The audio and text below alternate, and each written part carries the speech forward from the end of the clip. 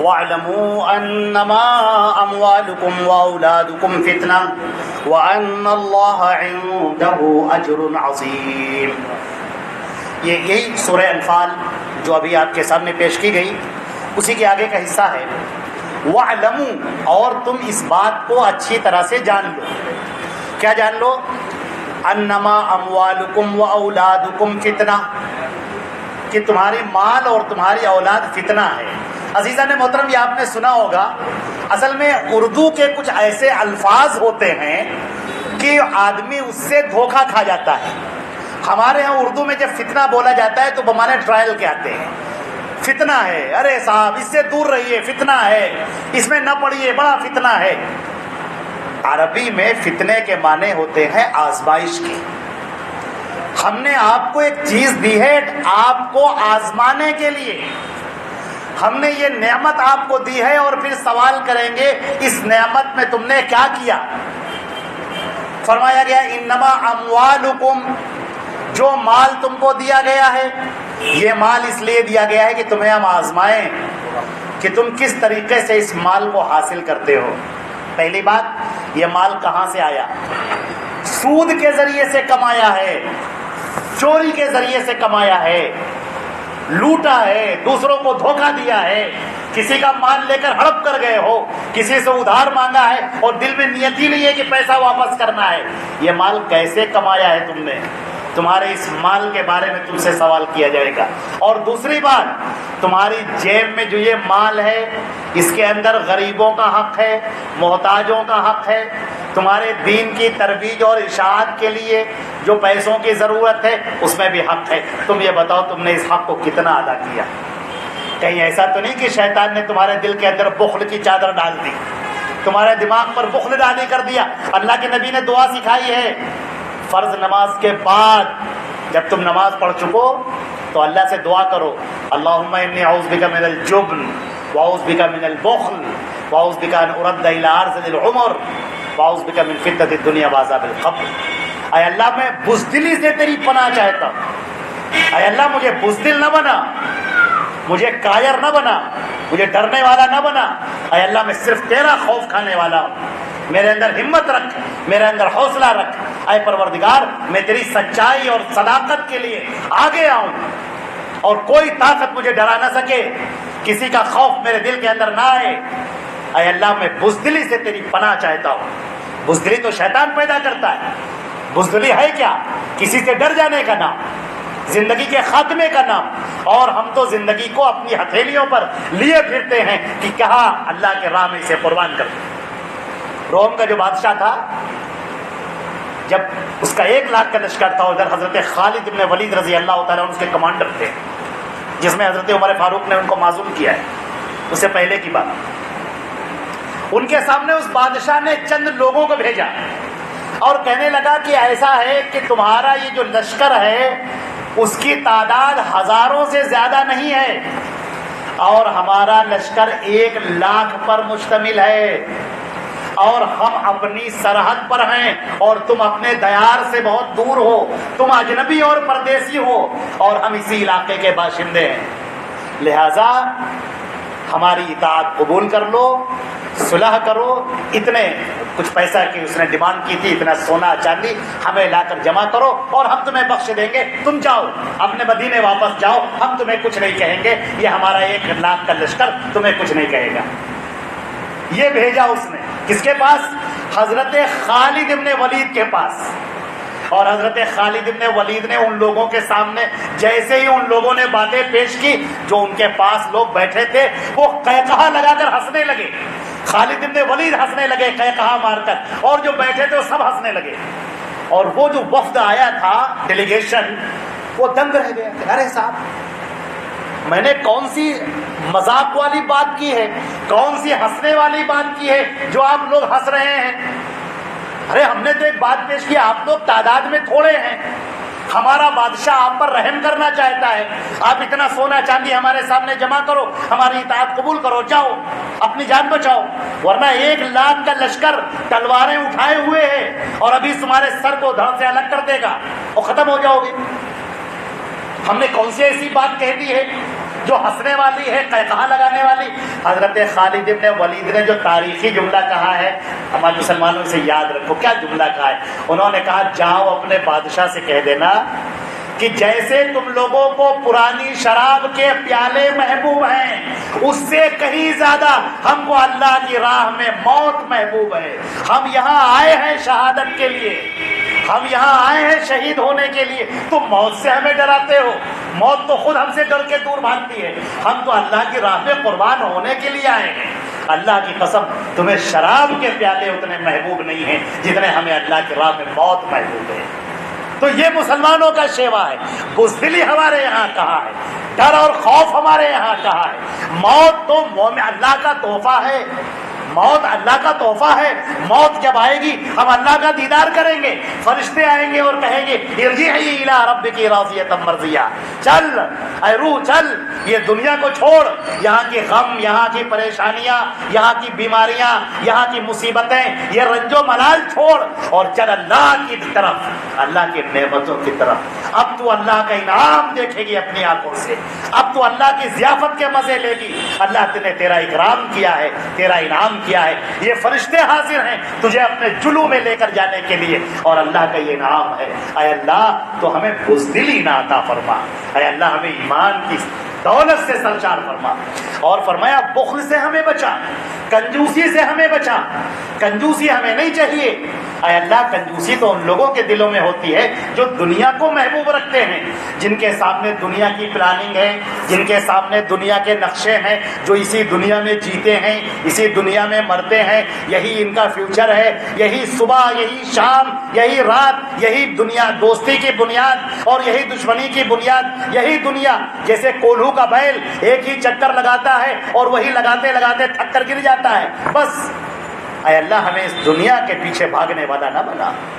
یہ دنیا اس طرح سے نہیں ہے کہ پروردگار ہم اس کے پیچھے پیچھے بھاگے. اے اللہ تیری رضا کے ساتھ جو دنیا ہمیں ملے، اے اللہ بادشاہت بھی قبول ہے، اے اللہ ہمیں حکومت بھی قبول ہے، لیکن اے اللہ تیری رضا کے ساتھ. اور اے اللہ اگر تیری ناراضگی ہے تو ہمیں 1 روپیہ کا سکہ گوارا نہیں. جو حرام کا ہے، جو سود کا ہے، جو لعنتی ہے، جو اللہ کے غضب کا مستحق قرار دینے والا ہے، اے اللہ ہمیں وہ 1 روپیہ بھی نہیں چاہیے. پروردگار ہمیں ایسے بخل سے بچا. تو یہ تو ایک مومن کی شان ہے. اللہ رب العزت نے فرمایا کہ یہ تمہارے جو مال ہیں یہ تمہاری آزمائش کے لیے ہیں.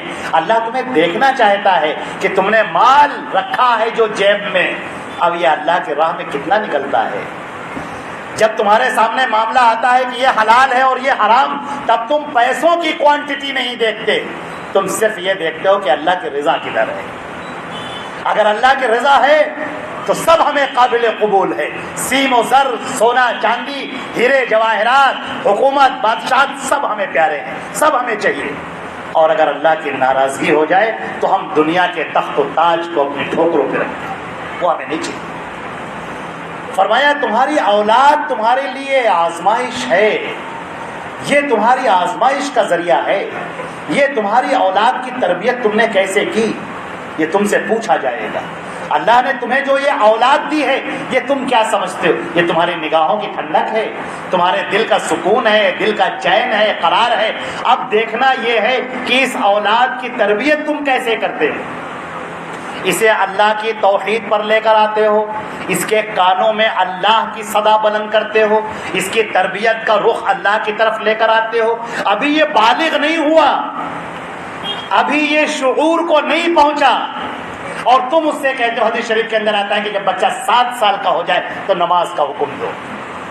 اب تم اسے مصلی پر کھڑا کرو اور اسے بتاؤ کہ ہم ہوئے، تم ہوئے، کوئی بھی ہو، سب کا مالک ایک اللہ ہے، اس کے آگے جھک جاؤ. تمہاری خیر و برکت اسی میں ہے کہ جھک جاؤ اللہ کے سامنے. اللہ نے ہمیں زندہ رکھا ہے، تمہارے ماں باپ تمہاری آنکھوں کے سامنے ہیں، عیش و آرام کے ساتھ گھر میں رہ رہے ہو، سکون سے کھانا کھا رہے ہو. کیا اللہ کا حق نہیں ہے کہ تم اس کے سامنے سجدہ کرو اور کہے کہ پروردگار تیرا کتنا احسان ہے ہمارے اوپر کہ تو نے ہمیں زندہ رکھا، تو نے ہمیں ماں باپ دیے، تو نے ہمیں سکون اور اطمینان دیا. آج ہم جیلوں کے اندر نہیں ہیں. ان لوگوں سے پوچھو جو جیلوں کی کوٹری میں بند ہیں. آج ہمارے بچے جب کھانا لگتا ہے، جب دسترخوان لگتا ہے، کھانے پر آتے پوچھتے اماں کیا بنا، کھانے میں یہ بنا، منہ بنا لیتے، نہیں کھانا ہے. کھانے پہ کھانا آئے، نہیں کھائیں گے، باہر کھا لیں گے، ہوٹل پہ کھا لیں گے، یہ جو پکایا ہے یہ نہیں کھائیں گے. کیوں؟ یہ ناشکری کیوں؟ اس لیے کہ تم نے ابھی دنیا کی کڑواہٹ کا مزہ نہیں چکھا ہے. ابھی تمہیں پتہ نہیں ہے کتنے ایسے لوگ ہیں جو بھوکوں مر رہے ہیں, کتنے ایسے لوگ ہیں جس کے لیے تم کھانے کے لیے منہ بنا رہے ہو اپنا.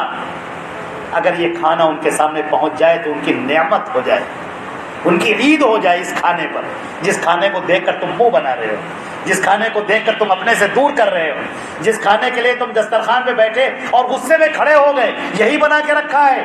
اپنی ماں کے اوپر غصہ رہے ہو, اپنی بہن کے اوپر غصہ کر رہے ہو, اگر شادی ہو گئی تو اپنی بیوی کے اوپر غصہ کر رہے ہو, یہ بنا کے رکھا ہے. یہ اللہ کا رزق ہے. ذرا سوچ کر تو دیکھو, جو جیلوں کے اندر بند ہیں, سلاخوں کے جو پیچھے ہیں, جو حوالات میں پڑے ہوئے ہیں, ان سے پوچھو. جو جنگوں میں گرفتار ہیں ان سے پوچھو. جہاں کے گھر ان کے ملبے میں تبدیل کر دیے گئے, ان سے پوچھو کہ ان کی صبح شام کیسی گزرتی. ان سے پوچھو کہ وہ دانا کون سا انہیں نصیب ہوتا ہے. جو چھوٹے چھوٹے سے بچے ہیں جو دودھ کے لیے روتے ہیں اور انہیں دودھ کا ایک بوتل نصیب نہیں, جو بریڈ کا ایک ٹکڑا ان کو نصیب نہیں, جس کھانے کو دیکھ کر تم نے منہ بنا دیا. ہمارے نبی صلی اللہ علیہ وسلم کا فرمان تھا, صحابہ کرام انس کہتے ہیں ما عاب رسول اللہ صلی اللہ علیہ وسلم طعاما قط ان اشتهاه اكله وان كرهه تركه. اللہ کے رسول نے کبھی کھانے میں عیب نہیں نکالا. پسند ہوا اور کھاتے چلے گئے, نہیں پسند ہوا چھوڑ دیا, عیب نہیں نکالا. یہ کھانا ہے, یہ اللہ کا رزق ہے. آج تم منہ بنا رہے ہو, تمہیں ایسا نہیں کرنا چاہیے. جب بھی تمہارے سامنے کھانا رکھا جائے اللہ کو یاد کرو, اللہ کی اس رزق کو یاد کرو, اس کی حمد کرو, اس کی ستائش کرو, اس کا شکر ادا کرو کہ پروردگار آج ہم صحت کے ساتھ بیٹھے ہیں, گھر کے اندر داخل ہوئے ہیں, ہمارا ایکسیڈنٹ تو نہیں ہو گیا, ہم بیمار ہو کر اسپتال میں تو نہیں پڑے ہیں, ہمارے گلوکوز کی بوتلیں تو نہیں چل رہی, دوائیوں کی بوتلیں تو نہیں چل رہی ہیں, ہم انجیکشن کے اوپر تو نہیں ہیں, ہم بستر کے اوپر تو نہیں, ہم تو صحیح سالم ہیں. آج ہم اپنے ماں باپ کے ساتھ بیٹھ کر کھانا کھا رہے ہیں, بیوی بچوں کے ساتھ کھانا کھا رہے ہیں, یہ اللہ کا انعام ہے یہ. اور اگر ہم اس میں بھی کمی نکال لیں, کجی نکال لیں, منہ بنا رہے ہیں, تو یاد رکھو کہ تم نے اللہ کی اس نعمت کا شکر ادا نہ کیا. حدیث شریف کے اندر آتا ہے اللہ اپنے بندے سے خوش ہو جاتا ہے جب بندہ ایک لقمہ کھائے یا ایک گھونٹ پانی پیے اور الحمدللہ کہے, اے اللہ تیری تعریف ہے. اللہ اسے اور عطا کرتا ہے, نعمتوں پر نعمتیں اسے دیتا چلا جاتا ہے. اور اگر تم ناشکری کرتے ہو, اللہ نے فرمایا لئن شکرتم لازیدنکم, اگر تم میرا شکر ادا کرو گے ہم تمہیں بے پناہ دیں گے, اور زیادہ دیں گے. ولئن کفرتم ان عذابی لشدید, اور اگر تم نے ناشکری کی راہ اختیار کی تو میرا عذاب بڑا دردناک ہے, بڑا سخت ہے. تو یہ اولاد, یہ ہمارے بچے, یہ ہماری آزمائش ہیں. اللہ نے ہمیں آزمایا ہے ان بچوں کو دے کر. ہم ان کی تربیت کیسے کرتے ہیں؟ آپ ایک پودا لاتے ہیں, گھر کے اندر لگاتے ہیں, تو کیا پودا لگانے کے بعد پھر بے نیاز ہو جاتے ہیں؟ آپ اس کی فکر کرتے ہیں. ایک کیلکولیٹڈ پانی چاہیے اس کو, کیلکولیٹڈ اس کو غذا چاہیے, نہ اتنا پانی ہو کہ سڑ جائے اور نہ اتنا کم پانی ہو کہ جڑیں سوکھ جائے. آپ اس چیز کا خیال رکھیں, اسے دھوپ بھی ملتی رہے, اسے ہوا بھی ملتی رہے, پودا پھر پروان چڑھتا ہے. اسی طرح جب اللہ نے ہمیں بچہ دیا ہے, ہمیں اولاد دی ہے, ہمیں اس کی فکر کرنی ہے, اس کی تربیت صحیح رخ پر ہو, صحیح رخ پر یہ جائے, توحید پر تربیت ہو, اللہ کی توحید اسے معلوم ہو, اللہ کا خوف اس کے دل میں بیٹھے, پیغمبروں کے واقعات سناؤ, پیغمبروں کی چیزیں اسے بیان کرو, نبیوں کے قصے سناؤ, صحابہ کرام کے واقعات بیان کرو, اور اس کے سامنے مومنین, صادقین, موحدین کے واقعات بیان کرو, اور اللہ کی توحید اس کے دل میں راسخ کرو, اللہ کے نبی کی سنت اور ان کے طریقے اس کی زندگی میں لے کر آؤ. یہ تمہارا امتحان ہے, اگر تم اس میں ناکام ہو گئے تو اللہ تو تم سے اس کے بارے میں سوال کرے گا. تو اللہ تعالیٰ نے فرمایا وَأَنَّ اللَّهَ عِنْدَهُ أَجْرٌ عَظِيمٌ, اور اللہ کے پاس تو اجر عظیم ہے. اللہ تعالیٰ کے پاس جو ہے وہ تم تصور بھی نہیں کر سکتے, وہ سوچ بھی نہیں سکتے. تم جو تھوڑا سا اللہ کی راہ میں خرچہ کرو گے تو اس سے کہیں زیادہ ملے گا. اور اس کے ایک نعمت کا ذکر اللہ کے نبی صلی اللہ علیہ وسلم نے یوں فرمایا کہ جنت کے بارے میں تم کیا چاہتے ہو, تم جانتے ہی نہیں ہو. لکم فیہ ما تشتہی الانفس, وہاں تمہیں وہ ملے گا جو تم چاہو گے. اور فرمایا ما لا عین رأت ولا اذن سمعت ولا خطر علی قلب بشر, وہاں پر جو نعمتیں ہوں گی نہ کسی آنکھ نے دیکھی ہوں گی, نہ کسی کان نے سنی ہوں گی, نہ کسی کے دل پر اس کا خیال آیا ہوگا. ایسی عظیم نعمتیں اللہ تعالیٰ کی جنت میں آپ کو ملیں گی. اللہ کے لیے تم نے زندگی گزاری. اور مسلم شریف کی جو روایت ہے وہ تو بڑی پیاری روایت ہے. حدیث شریف کے اندر آتا ہے کہ سب سارے جنتی جنت کے اندر چلے جائیں گے تو اللہ رب العزت ان سے سوال کرے گا کہ اے جنتیوں یہ بتاؤ کچھ کمی تو نہیں رہ گئی؟ لوگ کہیں گے نہیں پروردگار ہے, ہمارے رب ہے, ہمارے معبود, ہم نے تو جتنا سوچا بھی نہیں تھا اس سے زیادہ ہمیں ملا ہے. پروردگار ہم بہت راضی ہیں, بہت خوش ہیں, سب کچھ مل گیا.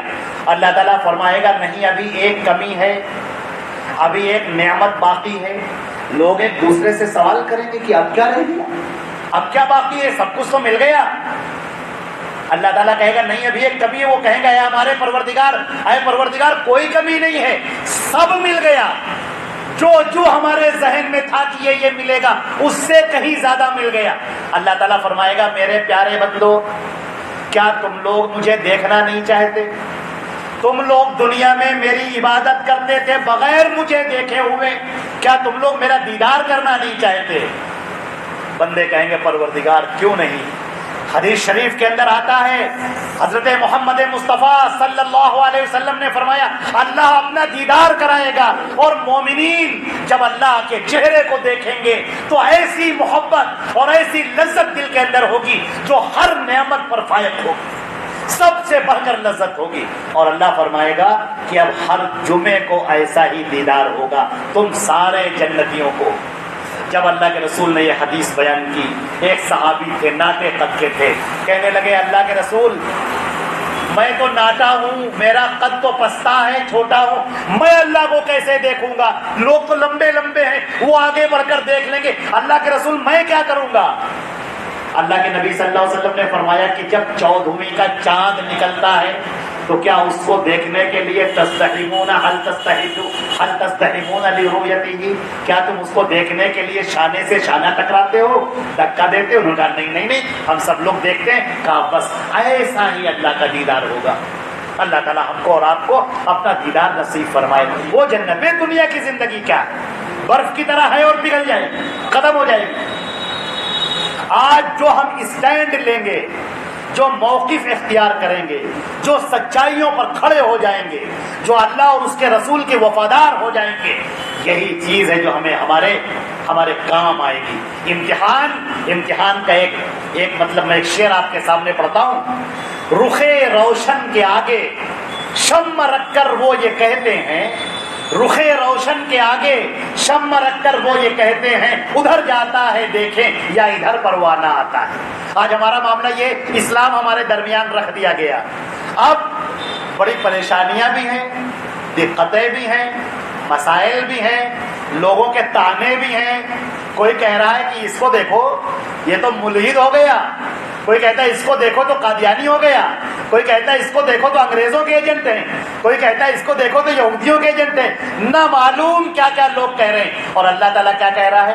کہہ رہا ہے یہ میرا بندہ ہے. توحید تو یہ ہے کہ خدا حشر میں کہہ دے یہ بندہ دو عالم سے خفا میرے لیے ہے, اس نے سارے تانے سنے, اس نے سارے طنز اپنے دل پر برداشت کیے اور ہمارا وفادار رہا. کوئی چیز اسے اپنے پیروں سے ہلا نہ پائی.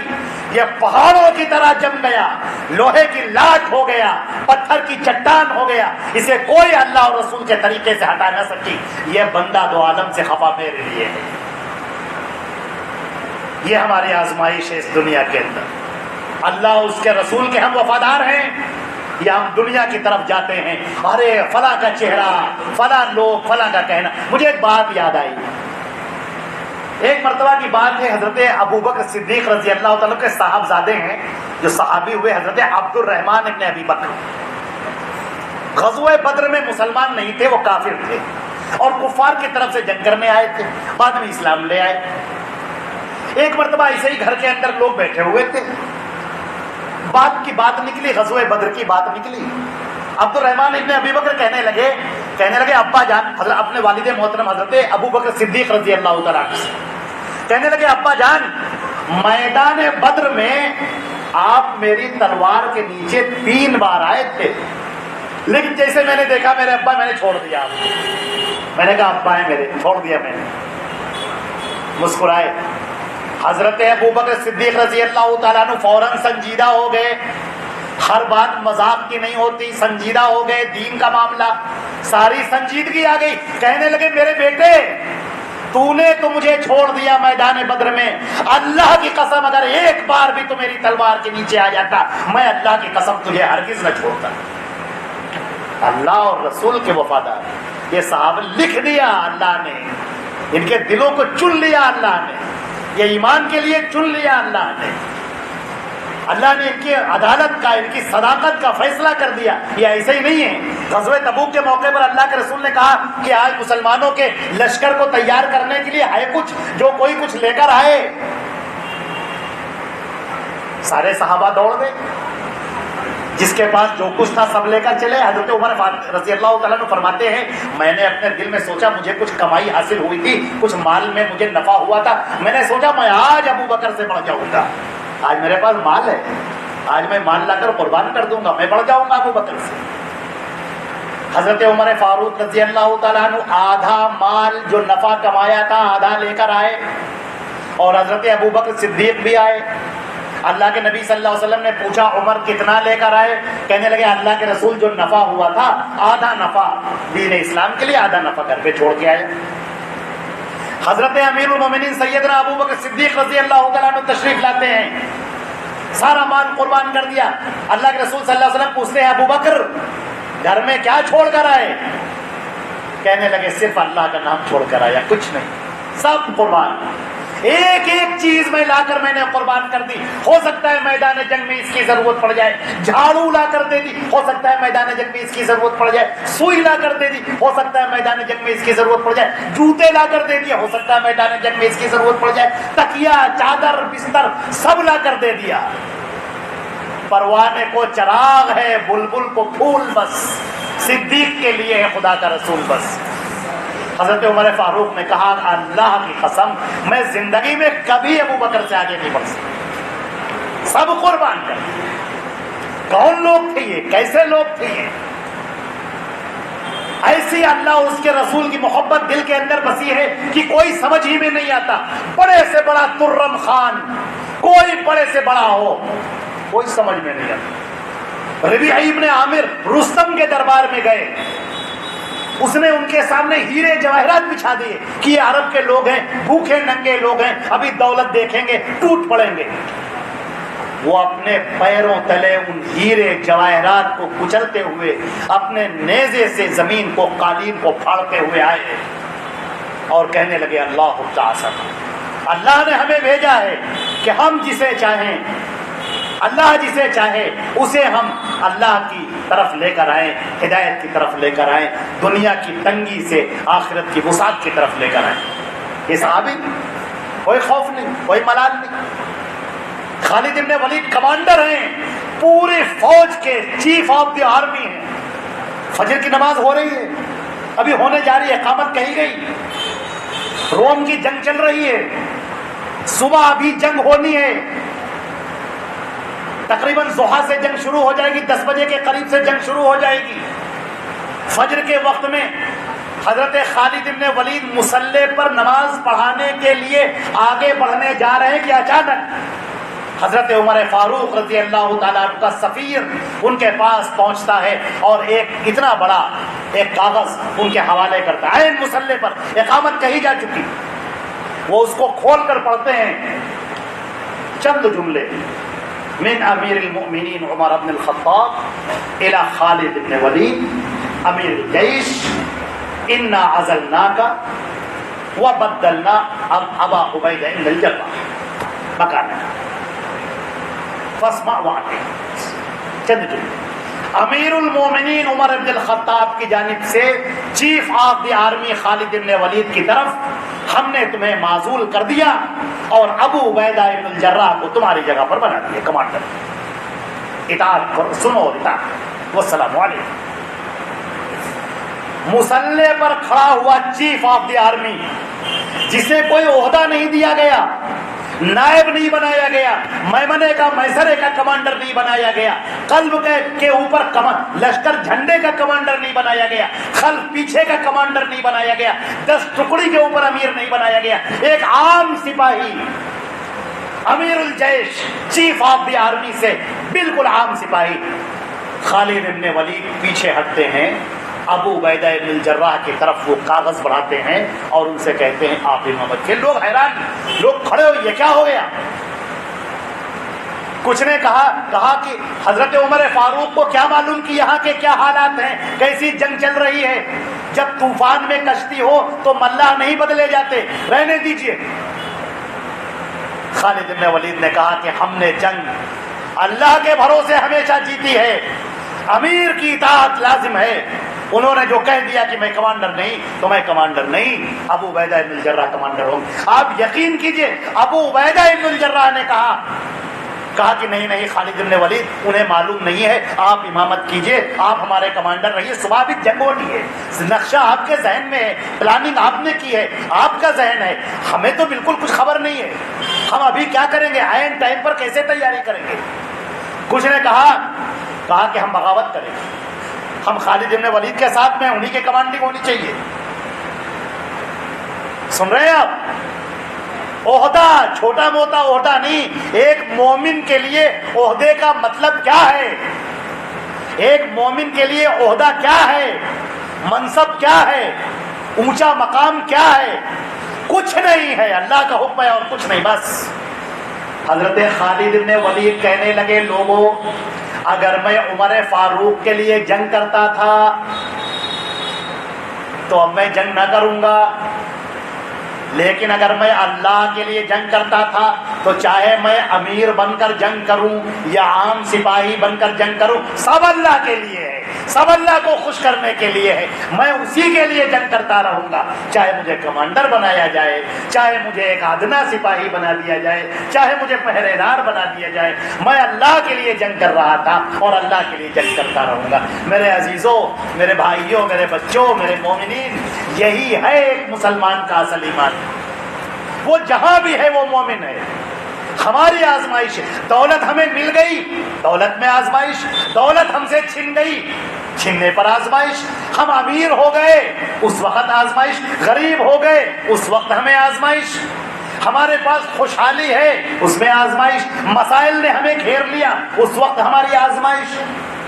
اللہ کے بندو، ایک آزمائش اور ہے، ایک آزمائش اور ہے، ایک آزمائش یہ ہے کہ تم اللہ اور اس کے رسول کی طرف کھڑے ہوتے ہو یا جھوٹے سچے واقعات کی طرف چلے جاتے ہو، جھوٹی کہانیوں کی طرف چلے جاتے ہو، لوگوں کے بنائے ہوئے مسائل کی طرف چلے جاتے ہو، کسی بڑے عالم کی اونچی پگڑی اور لمبی داڑھی دیکھ کر اسی کے پیچھے ہو لیتے ہو، یا تم یہ کہتے ہو کہ ٹھہرو، آپ کی عزت سر آنکھوں پر، ہم آپ کی بڑی قدر کرتے ہیں، لیکن ہم اللہ اور اس کے رسول کے ساتھ میں ہیں، اللہ نے جو کہہ دیا وہی ہے، صحابہ کرام کے بارے میں جو کہہ دیا، کُلًّا وعد اللہ الحسنی، ہر ایک کے ساتھ ہم نے اچھا وعدہ کر رکھا ہے، ہم صحابہ کرام کے ساتھ میں ہیں۔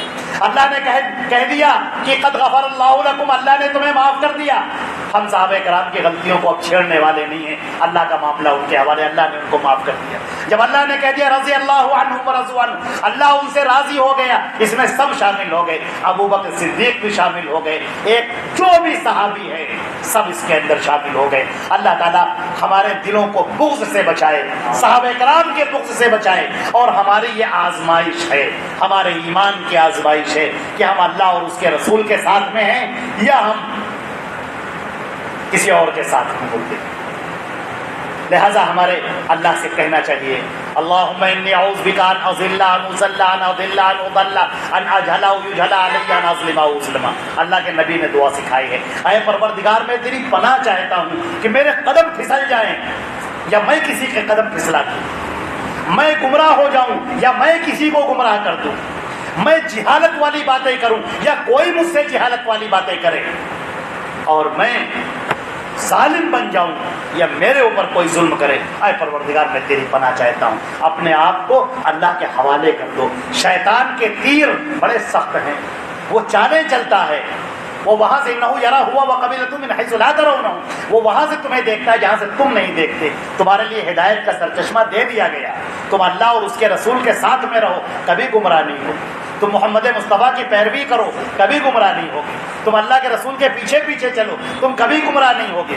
تم اللہ کے رسول نے جو کہہ دیا وہ مان لو کبھی گمراہ نہیں ہوگے. تم یوں کہو سمعنا واطعنا، ہم نے سن لیا اور ہم اطاعت کے لیے تیار ہو گئے.